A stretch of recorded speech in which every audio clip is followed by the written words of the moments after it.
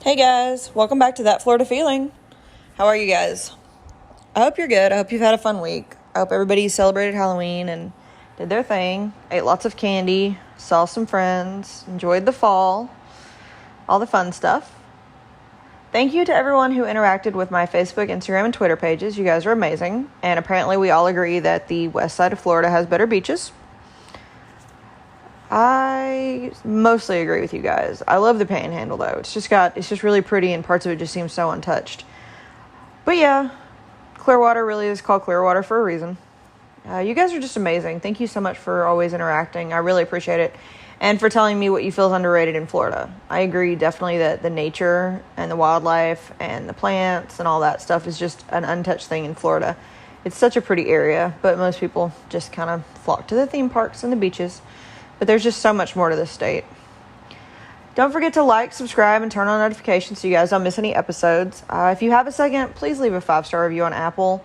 I want more people to see how awesome this podcast is, and you guys have been really helpful in that, so thank you so much. So we're not going to talk about anything spooky. Spooky time is over. It's thankful time. I hope you guys have a lot to be thankful for this year. Today, though, we're just going to talk about something fun. Part of Florida's history I don't think a lot of people really realize is actually a part of Florida. So when you think of elephants, peanuts, clowns, and acrobats, what do you think of? You think of Dumbo? Don't feel bad if you did, because I do too. But we're not talking about Dumbo. We're actually going to talk about what inspired Dumbo, and that's the circus. Did anybody go to a circus when they were a kid?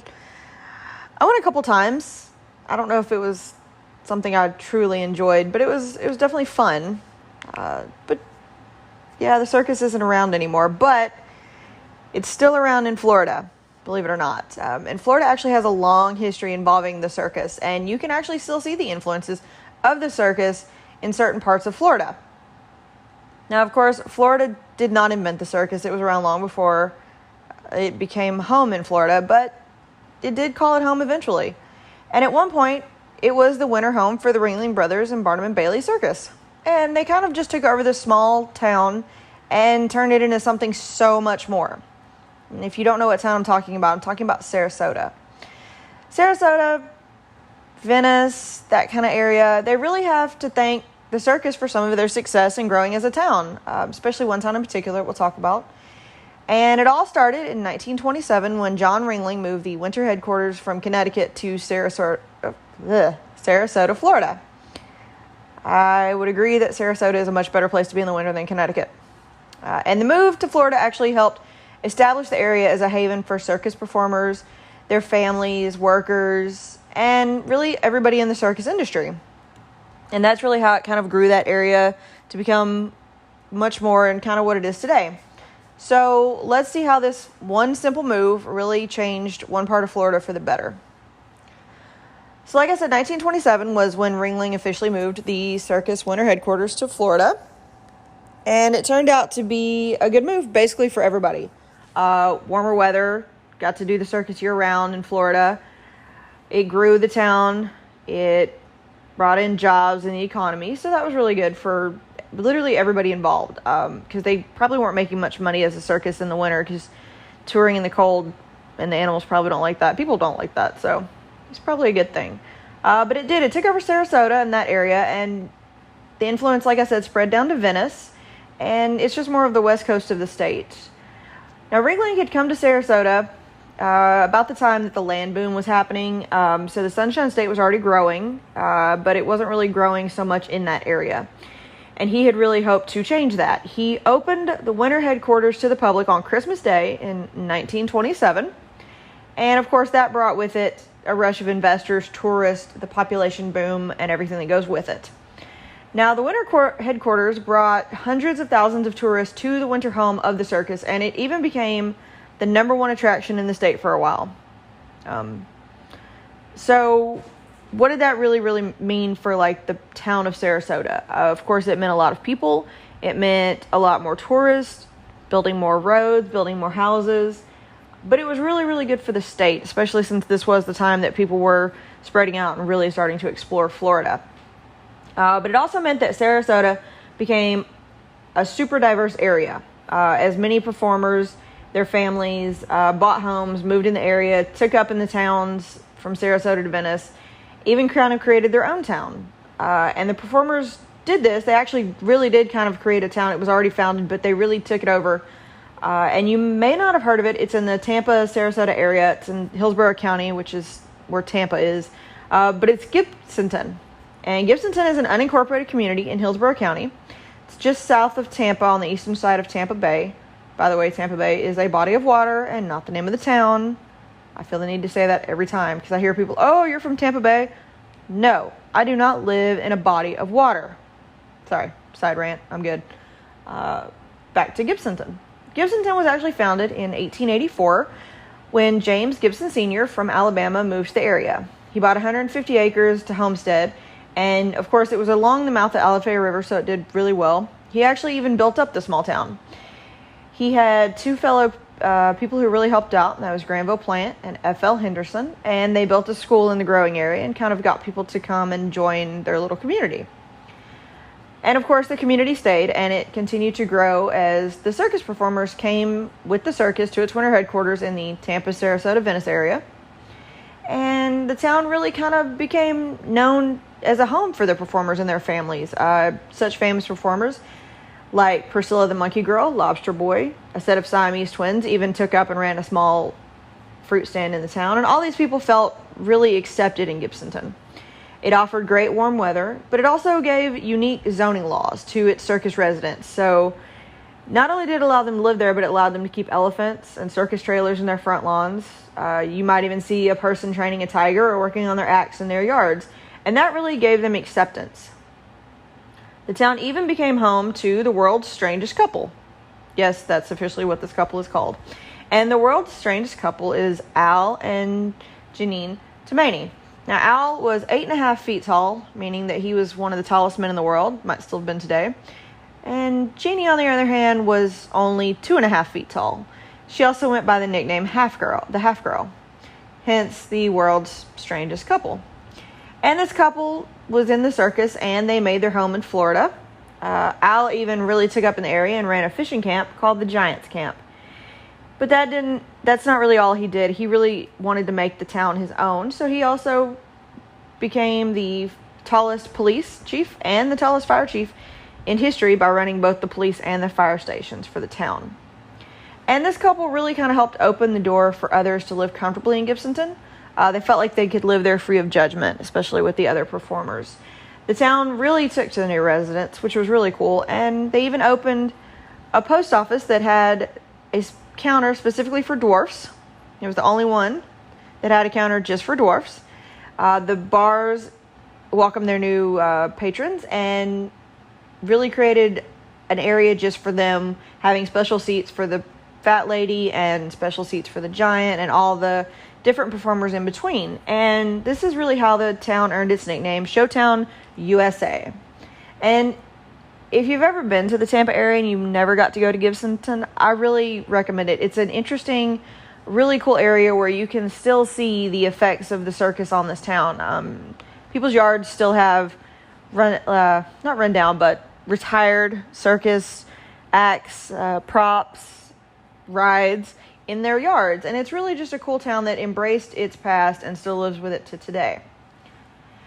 Now, Gibsonton is also the location of the International Independent Showmen's Association, or Gibtown Showmen's Club. And it's a nonprofit organization made up of people in the outdoor amusement industry. Now, the original club building was opened in 1996, and it's actually expanded since then to the largest showmen's association in the U.S. The club actually has over 4,500 members all over the U.S., and even people from other countries have joined this prestigious club. The town even has an International Independent Showmen's Museum to kind of tell their backstory, and it's a really cool museum. It's 2 stories, and it houses a wide assortment of antique equipment, historically printed materials such as handbills and prints and posters, and detailed exhibits that tell the story of carnies and the carnival, as well as the circus. Now, the museum displays photos that shows the carnival and circus setups through the years, so it kind of shows you where it was, how it was going, and where it ended. Sadly, it did end. The But you can still visit the museum to see all these wonderful photos through the years. It does mainly focus on carnival transportation and how Gibsonton played a role in the carnival's history. And the museum is one of the first to really have a real exhibit inside of its museum dedicated to this profession. And it even has a Ferris wheel. And it was one of the first Ferris wheels in the U.S. And it's set up right in the middle of the exhibit. So you can actually look at the wheel, as well as costume work and costumes worn by famous burlesque dancer Gypsy Rose Lee, and an outfit worn by Viking giant Johan K. Peterson. So it really does kind of pay homage to its performers, its lifestyles, and its history. The town is also home to the largest trade show in the carnival industry. The exhibits include rides, food supplies and equipment, concession trailers, electrical supplies, insurance companies, novelty items, plush toys, other kinds of souvenirs, and jewelry. And that means that the town really did embrace its residents, and it accepted them, and it allowed them place to be free and to grow and to really just do their thing. And that's kind of helped to create and sustain this unique town. When I was looking up stuff about the town, it's actually growing, which is really, really cool. Sadly, the circus doesn't perform anymore, so it's not that most of them are still living there that are retired, but other people are moving in and accepting the town for what it is. And so that's a really unique way to preserve its history and to continue to grow. Now, of course, Gibsontown was not the only one that really took up to the performers. Sarasota grew from the circus, as the headquarters really stayed there, and it really developed parts of what we see in Sarasota today. It embraced the changes, as well as parts of the town that even kind of still feel like a circus town to this day, and it should. Sarasota is currently home to more circus headquarters, retired and active performers, and all things dedicated to the circus life more than any other place in the world. So they really embraced and owned their circus life. And that's really cool. It even holds a museum that holds the arts and artifacts from John and Mabel Ringling, as well as the Circus Museum and an art library. Now, the town fully embraced the reputation for the area when a theme park called Circus World opened on a property owned by the Ringling Brothers, and this opened in 1974. Now, the park wasn't so much near Sarasota. It's actually near what we think of Disney World today. It opened in, not exactly Orlando. You have to say Orlando because a lot of people don't know where Haines City is. But Haines City is in Polk County, and the theme park Circus World was located near the I-4 and US 27 interchange. And having driven that area so much, it's hard to imagine where this theme park would have stood with as much as over there. But it makes sense because it wasn't far from where Disney World would end up being and other theme parks. And the theme park was actually super popular in the area. It even drew 1.3 million people to the park in 1979. If Circus World sounds familiar and you've listened to my other episodes, I did talk about it on the history of theme parks in Florida, one of my first episodes. Go back and listen to it. Hopefully it's not too cringeworthy. But I'll tell you a little bit about this theme park in this episode as well, because it is a circus thing. Honestly, Circus World sounds like a fun place. I think I would have liked to have gone. And that's because Circus World had a showcase that was a huge, large building that just looked like a circus tent. So just imagine walking into this massive circus tent. And the building was actually a theater. It was a IMAX theater and a movie theater. The theme park had many things other than the theater, such as carousels, elephant performances, elephant and camel rides, a center ring for circus performers to show off their routines, a Zoomerang, which sounds like a really cool roller coaster, which was a single loop ride that went a top speed of 45 miles per hour, a wooden roller coaster called the Hurricane, a swinging ship attraction, a Western Stampede show, high divers, tightrope walkers, polar bear shows, and even a swing ride. So the park sounds like it was doing really good, and it kept up with a lot of attractions. It sounds like a fun place where you could really go and get lost in the fun and the craziness of what could have been a really huge circus. The park even actually had lessons for people who wanted to learn stunts and performances to possibly be in the circus one day. It really kept to its roots as long as it was open. Now, of course, the park's attendance and popularity started to decline with the opening of Disney World, and to try to stay afloat, they put out vintage objects and exhibits up for auction, and this actually included the 1921 original Marcus Ellen's Coney Island Carousel. Can you imagine? That's amazing. Unfortunately, it did not really help with the popularity of the park, and the park actually closed on May 10th, 1986. But that doesn't mean that the circus died that day in Florida. No. In fact, it still lives on, like I said, in Gibsonton and Sarasota. In fact, Sarasota is home to the Ringling Estate. And the Ringling Estate is beautiful. If you ever get the chance to go, the grounds, the mansion, the museums are just massive and beautiful and just so much full of just interesting history. Not only of the circus, but of like art history and of parts of Florida. And this is located on a 66-acre estate on Sarasota Bay. And of course, like I said, it's made up of several attractions that you can wander through. So why did the Ringlings pick Sarasota? Well, they came to Sarasota in 1901, and they purchased the waterfront estate that they have now, or had it until their deaths, that's still there to this day. And they bought it 10 years later in 1911, and they lived on the original property. And the original property actually had a house that was built in 1895. And I guess at some point they decided they wanted to build a new winter residence, and they completed this massively beautiful house in 1926.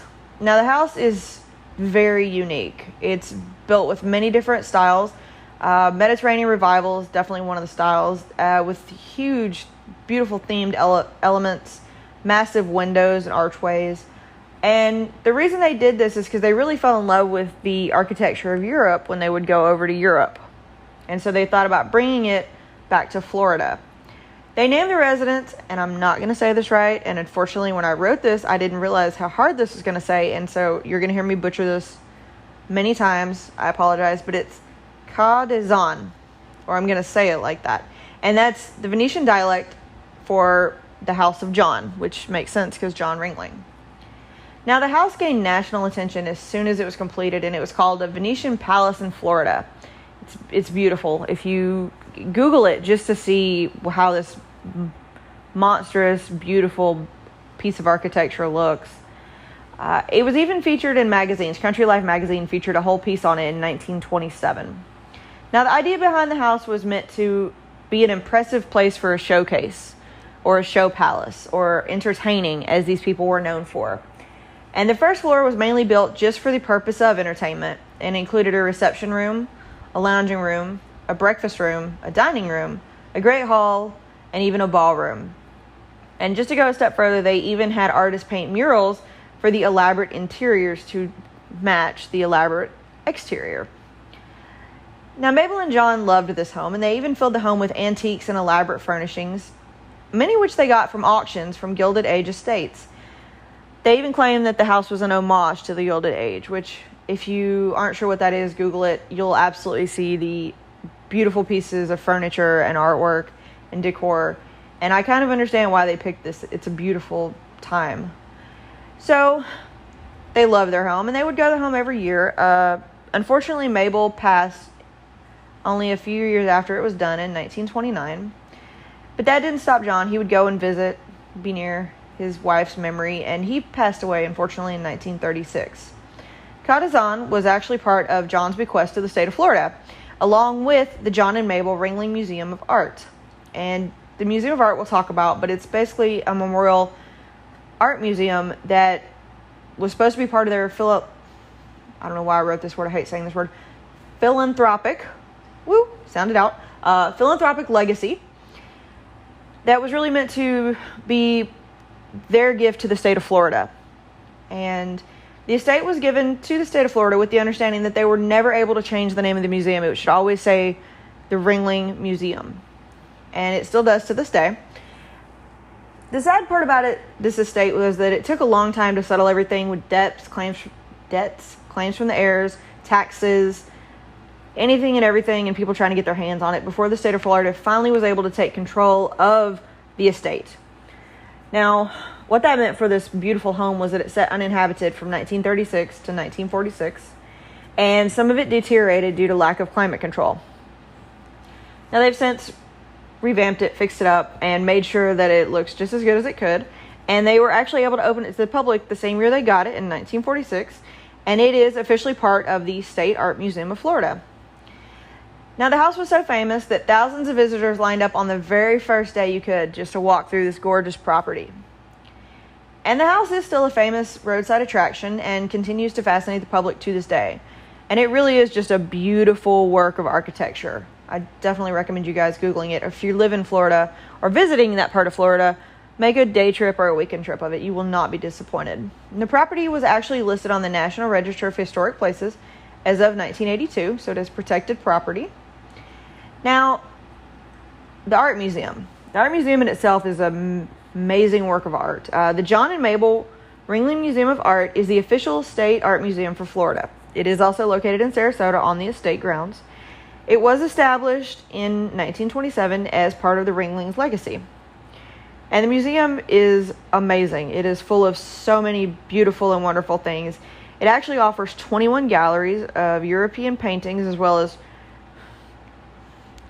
Cyprus. I'm going to say Cyprus because I can't say that word. Antiques from the island of Cyprus, as well as Asian, American, and contemporary arts. The current collection actually consists of 10,000 objects that include paintings, sculptures, drawings, prints, photographies, and decorative art from periods of the ancient all the way through contemporary that are from around the world. So they really did love their art and they valued the history of it and they wanted to share it with everybody else, which really is a cool part of their legacy. They could have sold it, they could have given it away, but instead they wanted the public to be able to view and enjoy it. Now the Ringling Estate that includes more than just the Houghton Art Museum. It also includes the Circus Museum, of course, the Cadazan, the house itself, historic Aslo Theater, which I looked it up and I was getting really weird mixtures on it. I guess it's a really cool theater that sits on the property. I've seen the outside of it, never got to go in it. I really want to know more about it. I tried to find stuff for it on this and didn't really have a lot of info on it, which kind of was strange to me, or I just didn't look in the right place, which is totally plausible. But the estate continued to grow. It did add a visitor's pavilion, a studio glass exhibit, a learning center complete with a miniature circus, the Ringling Art Library and Cuneo Conservation Lab, a gallery for Asian art, and a gallery for contemporary art. So they've continued to spread the love of art through the Ringlings, through these other creations, labs, galleries, to just really help and show what the Ringlings were about so that people could continue their legacy. The estate also has immaculately beautiful grounds. So they took care of the grounds as much as they did the buildings. There's a beautiful dwarf garden that is complete with statues from Europe and a rose garden with beautiful landscapes that actually overlook Sarasota Bay. Now, you heard me say that there's a circus museum on the grounds of the estate, and that's correct. It was established in 1948, and it is the first of its kind to document the full history of the circuses. This one is more dedicated to circuses, whereas the one in Gibsonton is more dedicated to carnivals and a little bit of the circus, but this one is solely for the circus. And it has a huge collection of handbills, posters, art, circus papers, business records, wardrobes, performing props, equipment, and parade wagons, really to show off the history and the evolution of the circus itself. The Tyballs Learning Center, which is next to the museum, actually contains a 3/4 inch, 2-foot scale model that as a display, and it is completely inspired by the Ringling Brothers and Barnum and Bailey circuses, and it is billed as the world's largest miniature circus. So I can't say it's like a diorama, but it seems like it could be like a diorama, where it's just an entire miniature scale version of the circus and how it would have looked, which to me is really cool that someone took the time to build that and the detail that went into it. If you can't quite picture what I'm saying, Google it. You'll be able to see what I'm talking about. The estate also has John Ringling's private railroad passenger car that was used from 1905 to 1917 to travel with the circus and for private trips. The car is made of wood, and it was actually made of reclaimed wood from other railroad cars, which is cool, and it was named the Wisconsin for his home state. So you can actually see the railroad car that he used to ride in with his circus. Like I said, they have a really cool just collection of everything to do with the circus, from personal to, the public items.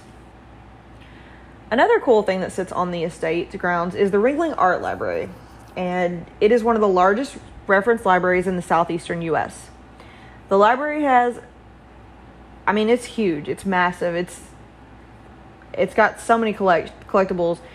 It's estimated to be around 90,000 volumes, with 800 of those books actually belonging to Ringling himself. The museum has been around since 1946, but it finally got a permanent home in 2007 in a beautiful building. And a really cool thing about this library is that they host a book club called the Literati Book Club, and it's free.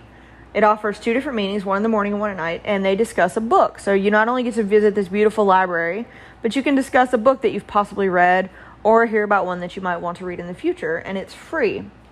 They also offer educators' workshops and an online blog, and it is open to the public with a reading room for patrons to view and use the materials. Unfortunately, it is not available for checkout. The books cannot leave the property, but it is a really nice place to go if you're looking for, maybe another place to research something, or just take in the beautiful grounds, or just if you like libraries or books, this is probably definitely a place that you would want to check out. Now, the last part of the estate I want to talk about is called the Secret Garden. And this is more of a personal part of the estate. The Secret Garden is actually where John, Mabel, and John's sister Ida are buried on the grounds of the Cottazon. The small garden has 3 tombstones and a small fence around it. You can visit the grave during visiting hours of the estate, but it is locked at night. They do say that one of the nearby colleges on John's birthday would sneak at night and put a cigar on his grave in his memory. So it's really cool that they get to continue to live and enjoy their estate even in the afterlife, that they were buried there. Now, the estate is open for the public, like I've said. You can enjoy the art and circus legacy left by the Ringlings. It's open from 10 to 5 every day except for major holidays, and it's $25 per person for the museum admission, where you can visit the Museum of Art, the Circus Museum, and the Bayfront Gardens. If you want to visit the mansion, it's only $10 more, and you get to explore the entire bottom floor of the Cottazon, which is where I told you all the beautiful rooms were for entertainment. So that'd probably be what I would want to see. They do have special events that allow you to take Bayfront garden tours from November to March, and it talks about the plants and the historic overview of the state. So that's kind of cool if you're into plants. I think it said it was about 90 minutes. So that might be something to do on a fun, sunny fall day in Florida or spring. So the circus came to town, and it took care of the town. It even took care of the retired performers. And it still does to this day. And I'm not talking about people. In Yulee, Florida, the elephants, the retired circus elephants, are living on White Oak Conservation. And they live in Rome with over 2,500 acres, watering holes, vegetation, and heated barns to live out their retirement and roaming with freedom and not having to perform for anyone. So it's really cool that Florida not only took care of the circus and the people, but it still continues to take care of the animals to this day. So Florida has a long history of the circus, and that includes the beautiful estate, the Circus Ring of Fame, which is also in Sarasota in St. Armand's Circle, and it's also home to Sarasota Sailor Circus. Gosh, that's a mouthful. And if you're wondering what the Sailor Circus is, it's actually a place where youth can learn and perform circus acts. So not to get the little ones, not to forget them, it lets them learn, and it really is a really cool program. It's open to this day, and thousands of youth go through the program, and it calls itself the greatest little show on earth. So just because the circus stopped touring a couple years ago, I believe it was 2017, that doesn't mean that the spirit of the circus has died, and especially not in Florida. The circus started in the late 1800s, and it came to Florida in the 1920s, and it made a large mark on the state. You can still see it to this day. It brought people, jobs, and a different kind of entertainment to the Sunshine State. The Ringlings naturally left their mark on Sarasota with their beautiful estates and allowed people to enjoy their collection for years. The Sunshine State is amazing in that it accepts so many different people, as proof in Gibsonton. And it really became just a part of the state's history that I don't feel a lot of people know about. I didn't even quite realize how much of, or certain parts of Florida were really, at one time, true home to the greatest show on earth. So it was a really cool part of history that I wanted you guys to learn about. Like I said, the circus isn't around anymore. No matter how you feel about that, you cannot deny that it was probably still a place that it would have been a fun thing to still be able to go to this day, which you still can, thankfully, to the Ringlings' legacy. You can go see the kids show, which is, I think, kind of cool, and giving another kids another thing to do outside of the sports and dance. It's just another place to feel your creative tendencies. And I'm sure that when the circus was here in its heyday, you could see many amazing acts and animals. And I'm sure that if it was still around to this day, there would be an act and a place for Florida Man. And the Florida Man today comes to us from Fort Pierce, Florida. Deputies pulled a man over, and when they were searching the car, they found a bag of cocaine. He told them that either they had placed it there or it had blown in with the wind. Gotta watch that wind, man. It's just bringing you drugs. But they also found an open can of Budweiser and a pipe in the car, so pretty sure it wasn't the cops or the wind. And Florida Man, how you never stop amazing us with your stupidity. I would say never change, but I don't think you will. I hope you guys learned a few things about the circus, found a new town you want to explore, a museum you want to go visit the next time you're in Western Florida.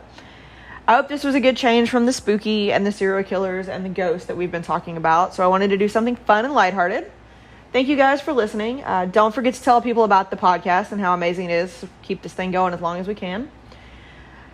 As you guys always know, you're amazing, but stay amazing.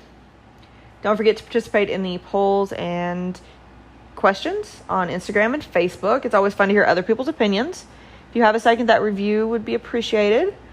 Don't forget to drink water, wear your sunscreen, bundle up if you aren't in sunny, warm Florida. And as always, guys, that's your daily dose of sunshine.